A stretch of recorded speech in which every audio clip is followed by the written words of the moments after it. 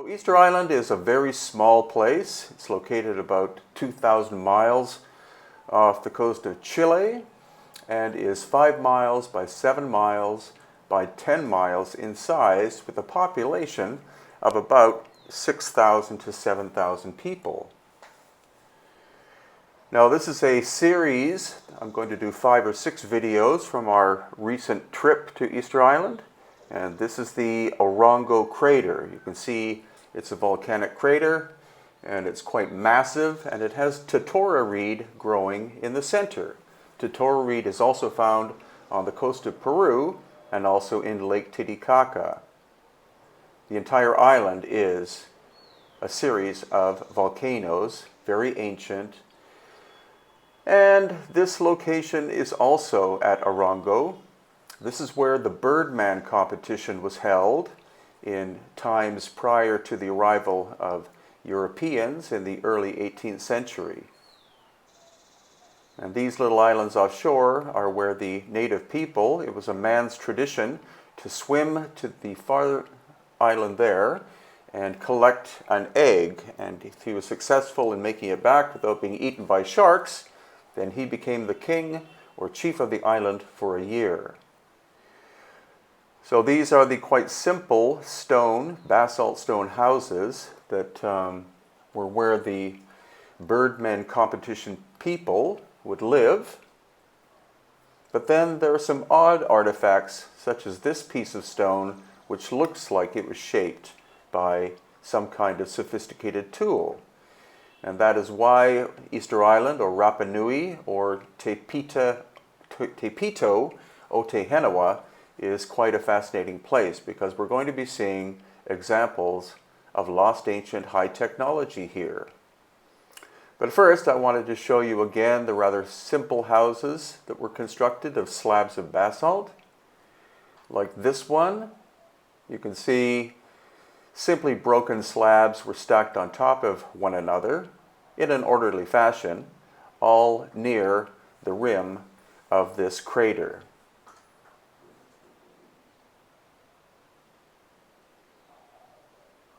There's some more of the houses. And again, another inspection as we go past my beautiful wife Irene of the simple slab construction that we see at Orongo. So it's probably a later period of construction, just prior to the arrival of the Europeans. As I said, the first European to arrive was Roggeveen, who's a Dutch explorer, and he's the one who named the island Easter Island because he landed there on Easter Sunday.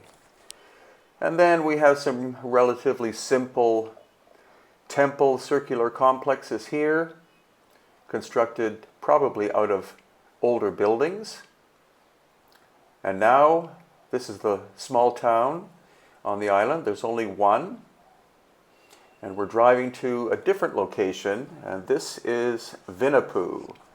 So we have to go past the airport.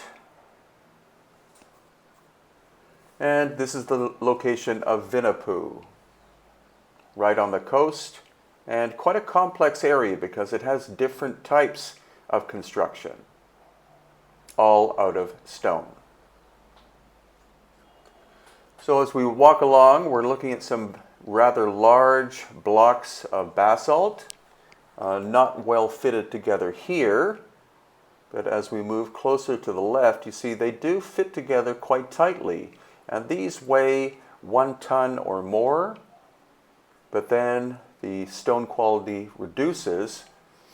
But this is the phenomenal wall at Vinipu that's partially destroyed, and it is similar to construction that we see in the highlands of Peru, and to some degree also in places like Egypt. You see super tight fitting stone, very different from most of the construction we see on the island. There, of course, is one of the famous heads, of which there are 950.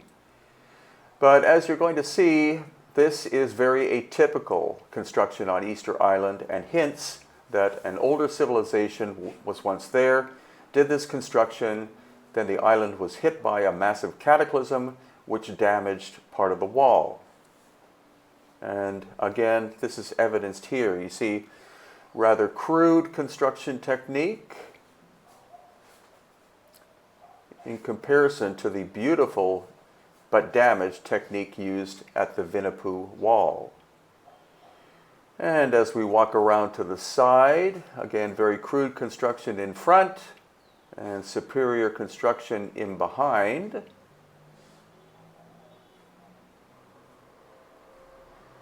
And again, there's the superior construction. In behind, we have some fallen moai statues, and then slabs that look like they were thrown from their original position. And here too, a small wall section, very big slabs of stone. Clearly these have, it's either been damaged or reassembled. And then much rougher work on the left-hand side. Those two large ones are quite impressive.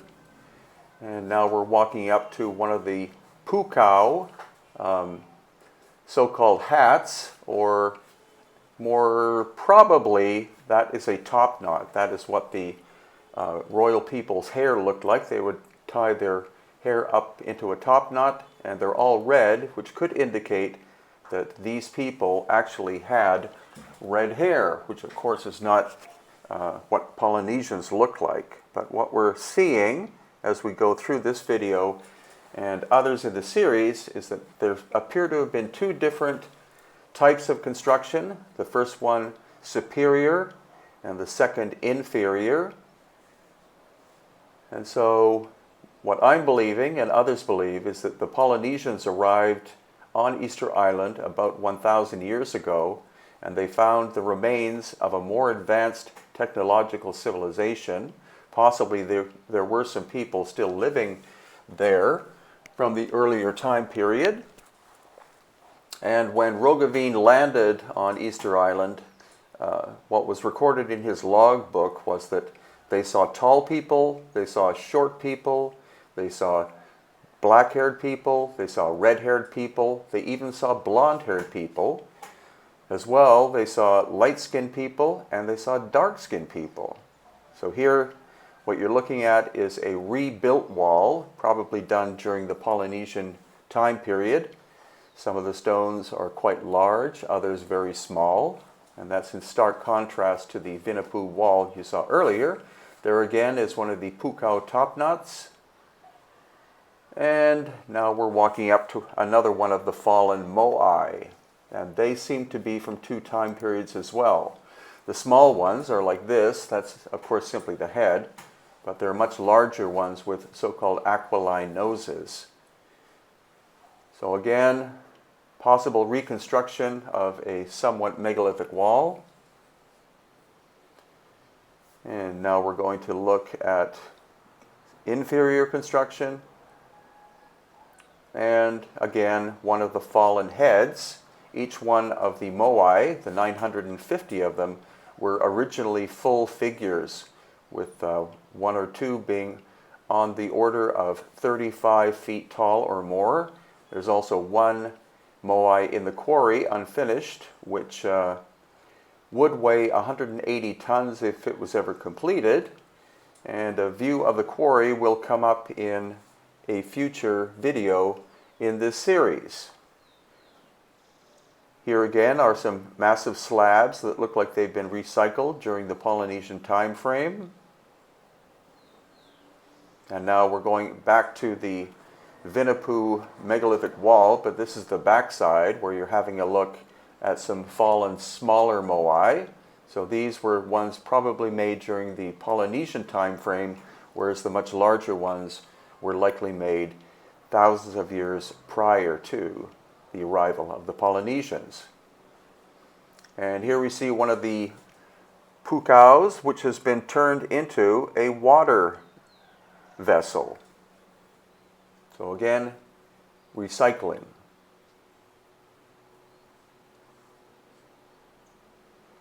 And sadly, the population of Easter Island dropped after contact with Europeans from possibly 10,000 plus people down to a population of only 111. So The population now is a mix of Polynesian and European heritage in general. And as we drive past the airport, which you have to do to get anywhere. And so this is part 2 of exploring Easter Island, or Rapa Nui. Little tiny place, only 5 miles by 7 miles by 10 miles, and more than 2,000 miles away from Chile, or the west coast of South America. So the infrastructure is relatively modern, taking into account how far away it is from anything. And we're on one of the paved roads, one of the few paved roads on the island, heading towards the Rano Raraku Quarry.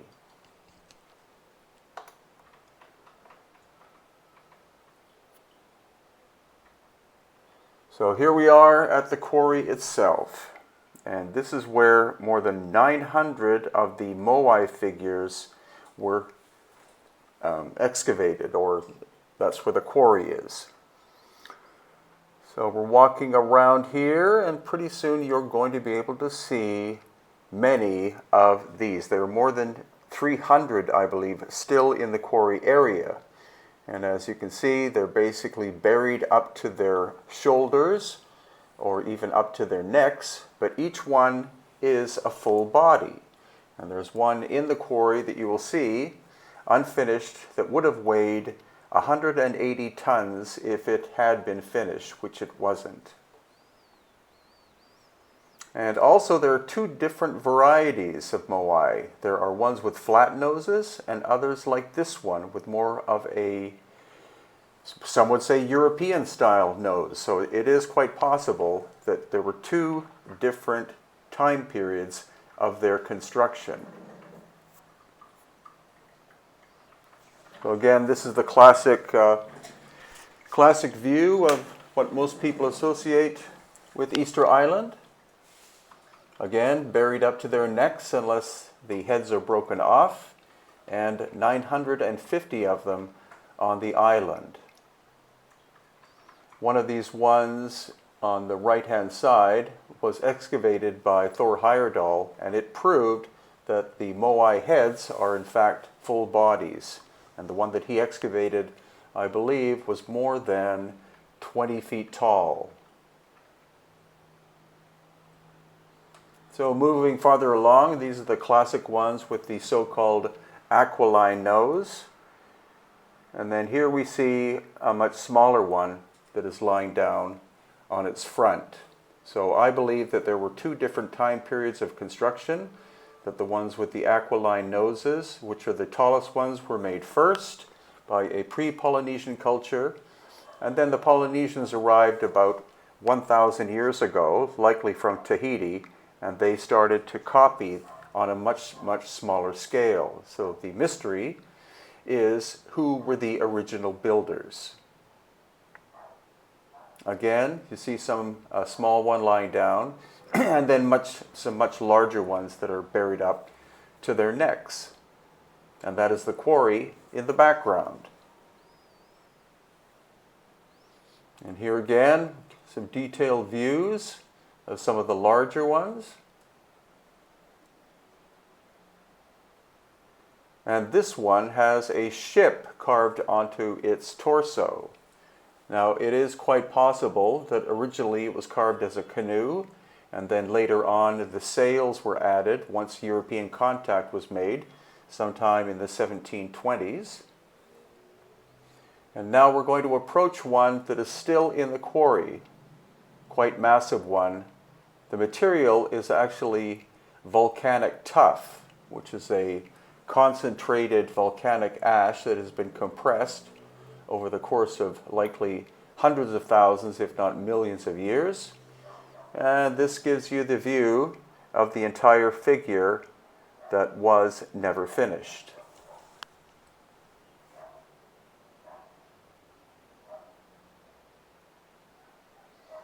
Moving farther and farther along, this is on the outskirts of the actual crater itself. The whole thing is the quarry. And now we're approaching a little moai that I believe is the only one ever found in a kneeling position. And in the far distance you'll see Tongoriki, which is a site we're going to get to very soon. So this gives you the landscape from the quarry edge itself, and you see the multiple moai that were never moved to any other place on the island. Almost all of the moai that were moved and placed in position face inland. They do not face the ocean, but there are 7 that will be in another video which in fact face the ocean, and they are called the Seven Navigators. So this is a view of the quarry, and there in the center is the one that would have weighed about 180 tons but was never completed.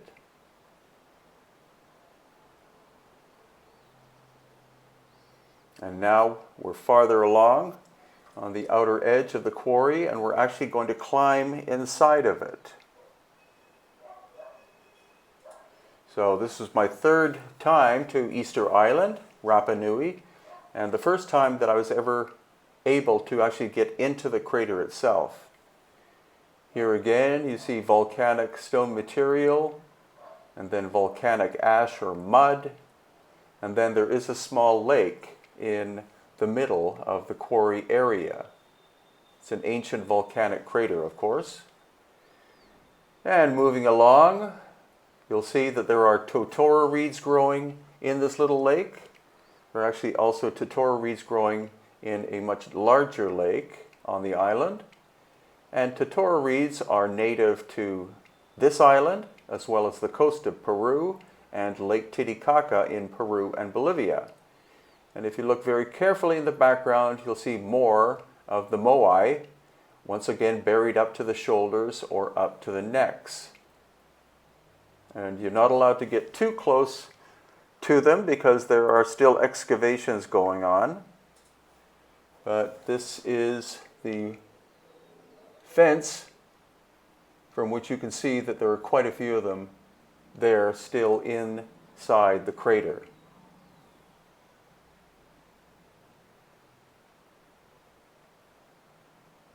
And now this is Tongoriki, which is the largest ceremonial platform, or Ahu, on the island. And there are 15 of the moai that have been put back up because the whole Ahu altar was hit by a tsunami in the 1960s, I believe.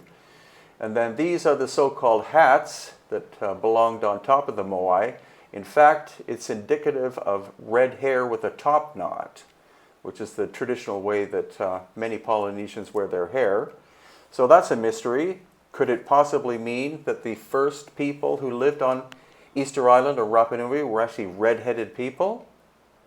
And so here you see the different shapes and sizes, and there is one of them with its top knot, or Pukau, put back into position.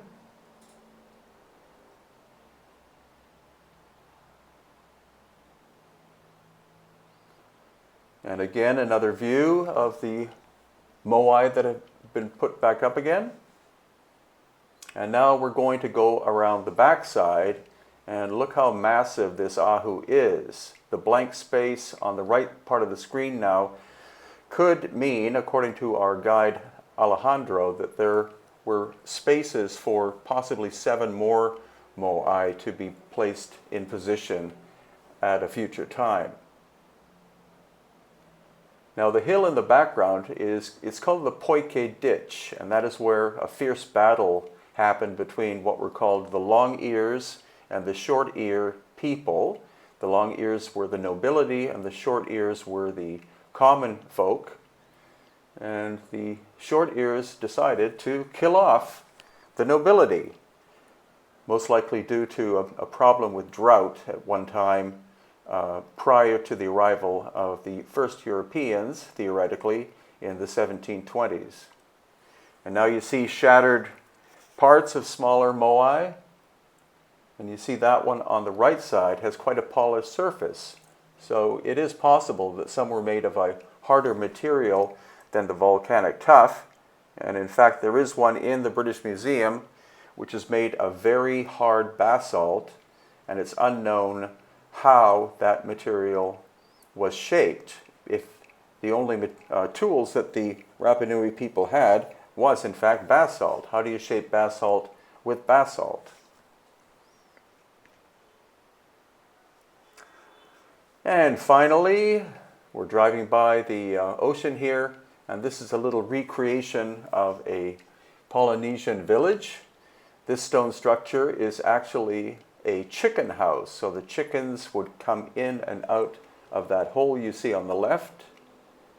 And chickens were very important to the diet of the Rapa Nui people, and were likely brought from Tahiti when they discovered and decided to inhabit the island with their chief called Hotumatua.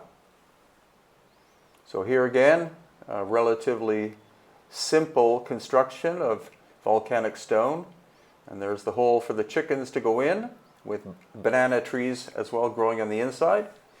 This is an ancient earth oven being shown to us by Alejandro, similar to a luau in Hawaii.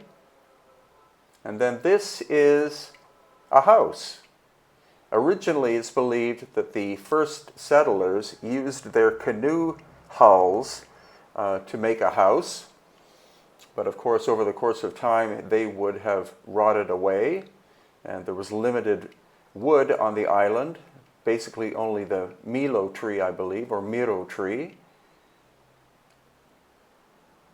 And so instead, they're made with smaller tree trunks and, of course, thatch roofing. And then this is a recreation of a garden. I'm not sure if these are gourds or if they're watermelon. They look more like watermelon to me.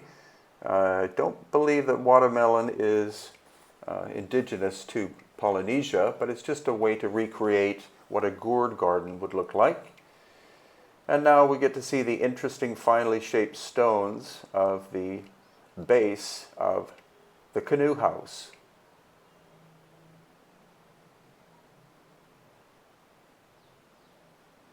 And so once again, this is part 2 of a 5 or 6 part series that I'm doing about my recent trip to Easter Island in October of 2018.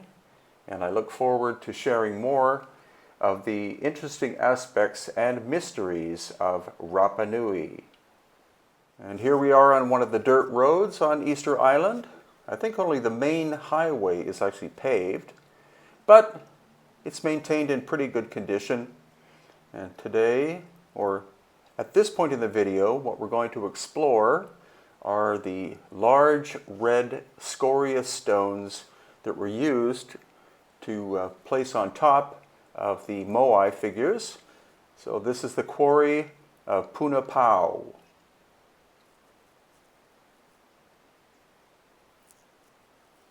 So in the background you can see some of the semi-finished stones.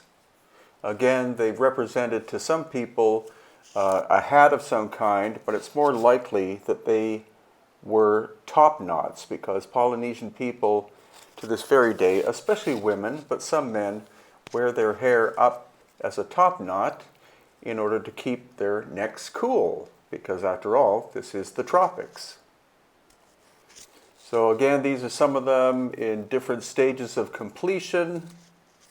And this is the main quarry where you find this red scoria stone, which of course is volcanic, because the entire island is volcanic.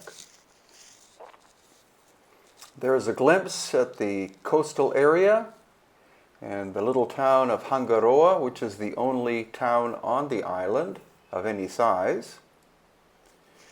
Easter Island is 7 miles by 5 miles by 10 miles in size, and is located more than 2,000 miles from the coast of Chile. So here you can see the color of the red soil. And now we're looking down into the quarry itself. Once again, you can see some in different stages of finish. They would be roughed out and then rolled up to the top, and then rolled down to where the moai was that was going to wear this interesting top knot adornment. Rapa Nui, or Easter Island, is a phenomenal place to visit, and it's not that expensive to fly from Santiago de Chile, and well worth a trip lasting, I would guess or estimate, 5 to 6 days. You can see basically everything. And so we're driving to another location now, and this is Ahu Akivi. And this is where we have 7 of the full moai figures. These are the only 7 out of something like 950 that face the ocean. All the other ones face inland. And in fact, the heads are cocked slightly backwards so that they're facing the sky, which is quite curious. And of course, that's a great subject for ancient alien or ancient astronaut enthusiasts. Our local guide Alejandro said that they were looking up to their home star system, which is intriguing if you believe that the ancestors of people came from another planet. So once again, these are the 7 navigators. Supposedly they were sent by Hotumatua, who was the original chief of Easter Island, and it's quite probable that the Polynesian people originally came from Tahiti approximately 1,000 years ago. But the question is, since the island is so tiny, how could you even find it in the first place? The oral tradition story says that it was a major person in the Tahitian nobility who had a dream about this little island, and through that dream he was able to assist in navigating from Tahiti to Easter Island. Now, notice the quality of the stonework at the very bottom. Much of the content of these videos, except this one, discusses the concept that there were 2 different civilizations that lived on Easter Island. The Polynesians, who arrived approximately 1,000 years ago, as I said, and then a more technologically sophisticated civilization that came before that. The question is, from where?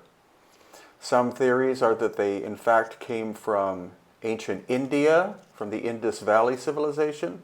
But again, how they would ever have found this little tiny island is one of its greatest mysteries, and not very often discussed by academics, because that's a very inconvenient question to ask, as are questions about who built the giant megalithic sites in Peru, Bolivia, Egypt, etc. They tend to dodge these questions rather than face them. So now, in the main part of the video, we're going to be exploring lava tube systems, of which there are extensive ones, some larger than others. This could be the largest of all of them. You can see that banana plants have been placed in sunlight, surrounded by stone, so that means that they would grow very well in this area. Very clever job by the ancient Rapa Nui people. And now we're going to explore into this lava tube system. I believe we walked more than 1.5 kilometers, or about 1 mile, underground. Now, the story goes from our guide Alejandro that the reason why these lava tubes were inhabited was that at one time, or possibly at many times in the history of the island, there was famine as the result of extensive climate change. This could have been the result of major fluctuations in the El Nino system just off the coast, western coast of South America. And so these would be places of refuge during wartime when people were fighting over very scarce resources. I had been to Rapa Nui twice before and explored a much smaller cave system, but you can see how extensive this one is. This again is our group who went there with Hidden Inca Tours in October of 2018. And here again, an open area where taro is growing and sugarcane, I believe, as well. So these people, when they were in refuge, actually had gardens that would sustain them. And there's a lot of underground water on Easter Island or Rapa Nui because It's in the tropics. It tends to rain a fair bit, especially in June, July, and August. Fortunately, we were there in October, so we had some overcast days, but it wasn't really all that bad. So here's a wall that was built by the ancient people. And now we're going to go even deeper into this system. Again, a natural lava tube created during the formation of this part of the island. Rapa Nui has quite an extensive history with different times of volcanic activity. I believe there are 3 major craters on the island that make up the whole system. And so we're going deeper and deeper into the darkness. And there again, you could see an open area where plants were growing. But this is the darker part that leads to an opening at the very end. Here again is another opening where a small garden is, and there's Alejandro on the left-hand side. He is by far, in my estimation, the best guide on Rapa Nui. So if you want to know how to contact him, you can contact me through my website, hiddenincatours.com.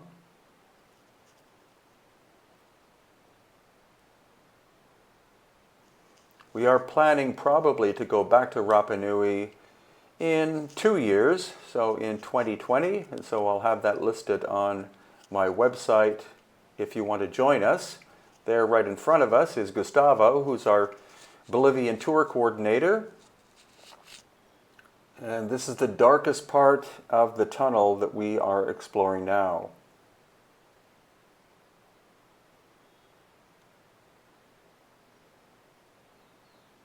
The population of Rapa Nui is about 6,000 to 7,000 people. Half of them are native people from the island, and the other half are Chileans. And about 75% of the island is the national park. So this, of course, is part of the national park, as are all of the other ancient locations, temples. More than 300 of the Moai stone figures, which are full bodies, not just heads, are located in the quarry area, and that will be in another video. Again, this will be between it'll be either 5 or 6 part series, and then I'm going to upload the whole thing, which will be about a 1-hour documentary, onto Amazon Prime Video, where you can either rent it or purchase it if you want to. So here we are at the very end and climbing our way back out through the thickets and different tropical plants. This is me finally climbing out from underground and being greeted by our tour group.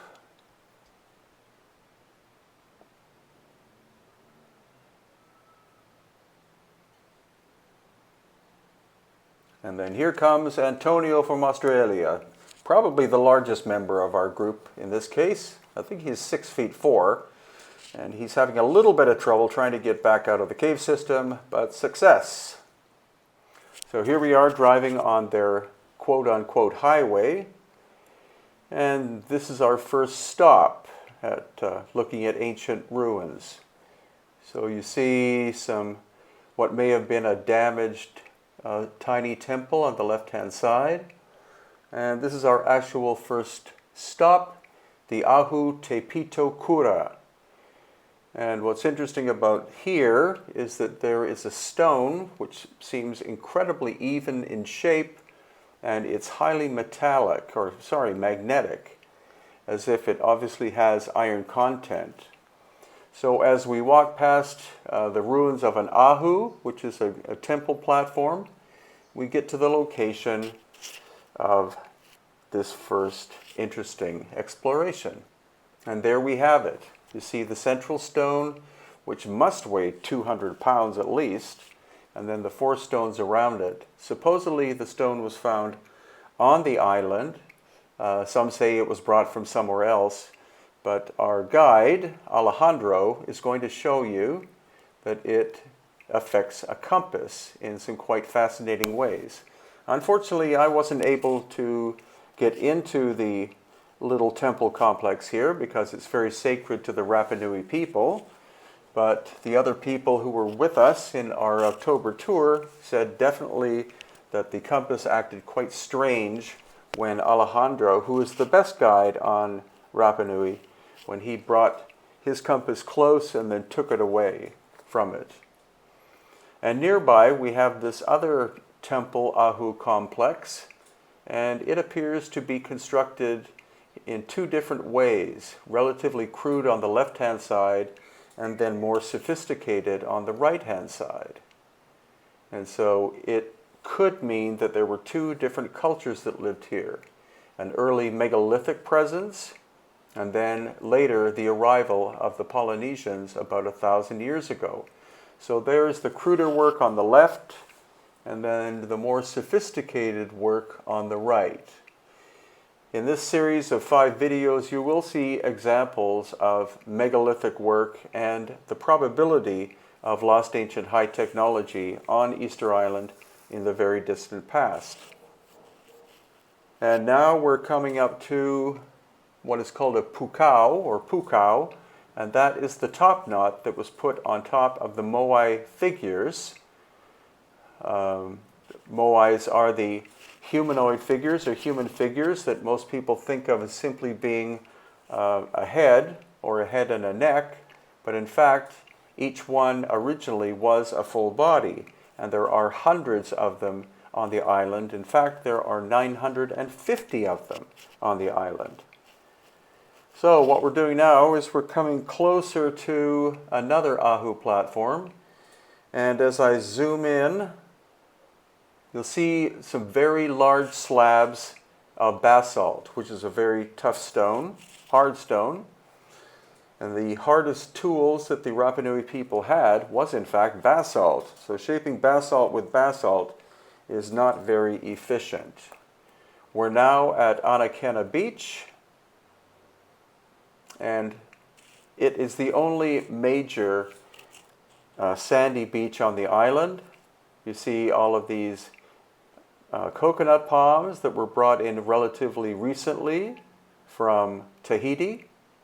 The island was denuded by the fact that it was turned into a sheep farm in the 19th century, and all of the inhabitants of the island were restricted to a tiny area on the island. Very cruel history this place has. So as we get closer to this Ahu, which has 7 figures on it, I believe the restoration of it was done in the 1950s by Thor Heyerdahl and his team, who went to explore the island. They were the first archaeological team, or major archaeological team, to go there. And what I'd like you to look at is the bottom row of stone that you see there on the Ahu. You see some kind of rough stone on top, but the lower row is fine blocks of basalt that evenly, tightly fit together. Again, we're going to look at this one more time, and you see it's in a slightly upward arcing shape. Look at the cruder elements of the rest of the Ahu. And now we're going to walk around the back side of it, and I'm going to zoom into some stones, 2 of them, which are large basalt blocks, each weighing, I would think, at least a ton apiece. The quarry is not in the area, it's at the other side of the island, and these look very finely shaped, unlike some of the other features that we see. So again, I think there were 2 different cultures on the island, the Polynesians arriving about 1,000 years ago, and prior to that, a more high-tech culture that did fine work. You see the inferior nature of the stones you're looking at here, just rough stone. So now, continuing at Anakina, we're going to look at some more stones that look to be out of place.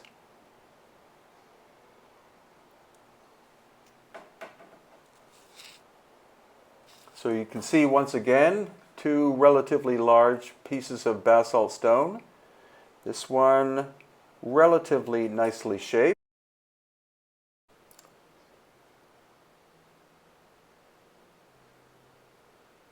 And then we come to the ruins of what was literally a boathouse, as in human habitation.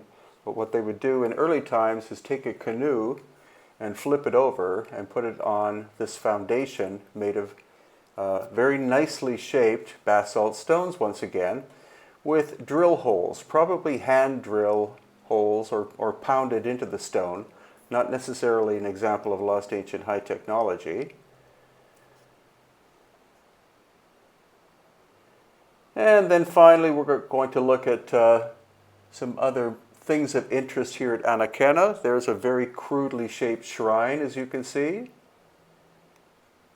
And here, another shrine of mixed stones, some small ones, but then also broken sections of the long ones that we saw at the boathouse foundation.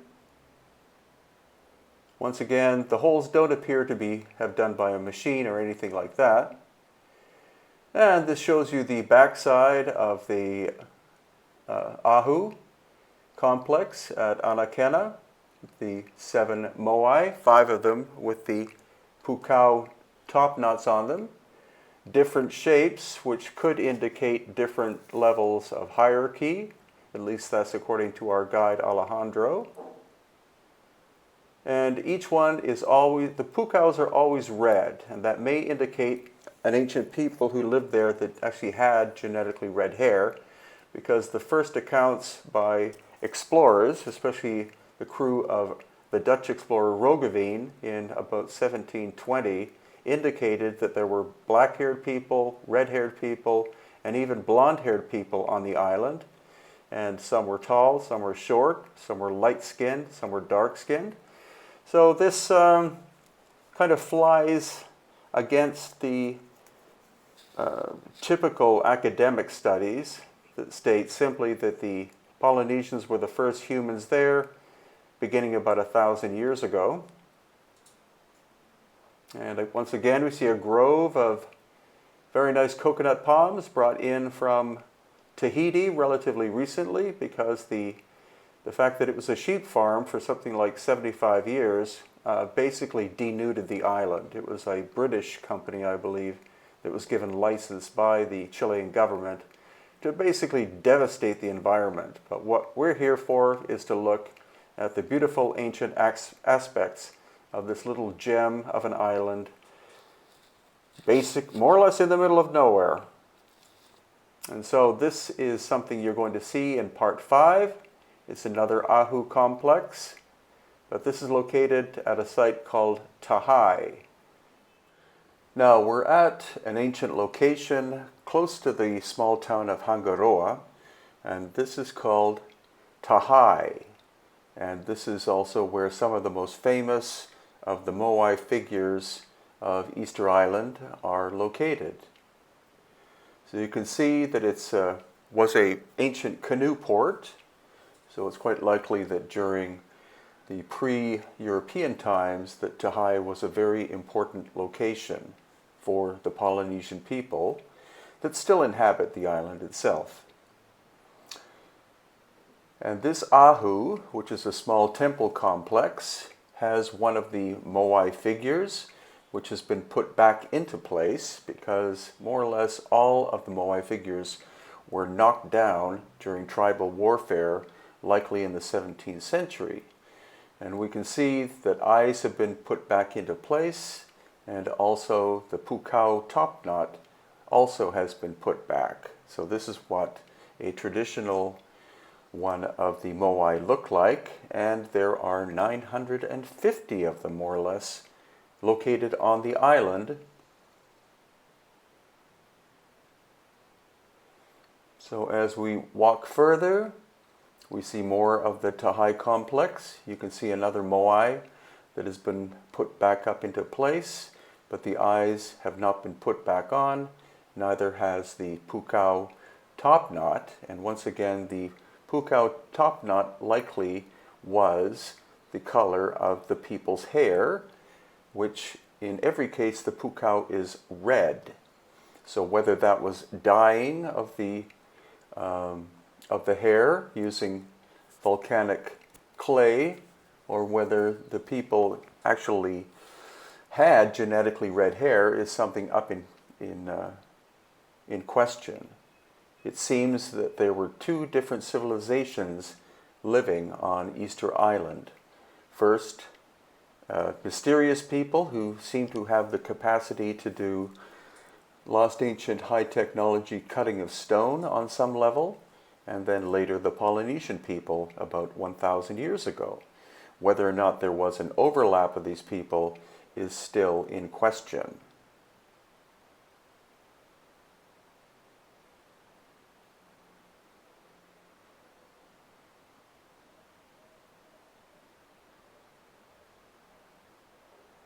And then on our last full day, Gustavo Morales and I went to this location, which I had been to once previously. It was not part of our tour, but we had some free time, so we decided to visit this Ahu, which very few visitors see. And here again we can see a moai figure put back on top. Look at the quality of the stonework right below the moai, and here in the middle of the video frame. Very precise cutting, very tightly fitting together. We see that at 4 or 5 other locations, so that's why I believe that there were two different civilizations that lived on the island. The Polynesian people who came from Tahiti about 1,000 years ago, and then an earlier mysterious culture that had the capability of cutting stone with quite precision. Again, look at the tightness of the fit of the stonework.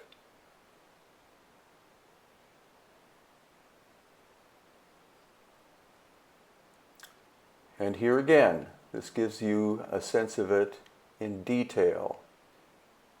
You can see that originally the stones fit very tight together. Some still do.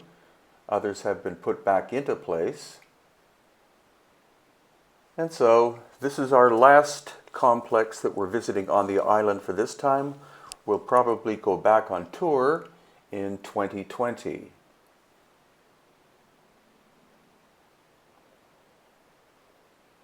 And as a final little teaser, we're exploring to the left side of the Ahu, and we're going to look at a damaged Ahu here.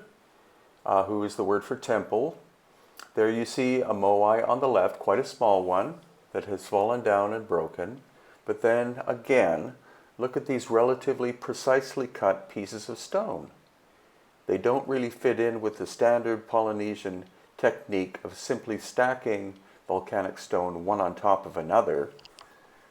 And so that's why this island has many more mysteries than most people realize. There you see quite a simple wall in the background. And again, as this final little bit goes on, we're exploring these giant, relatively giant slabs of stone that are presently out of place, but seem to have been originally quite precisely cut.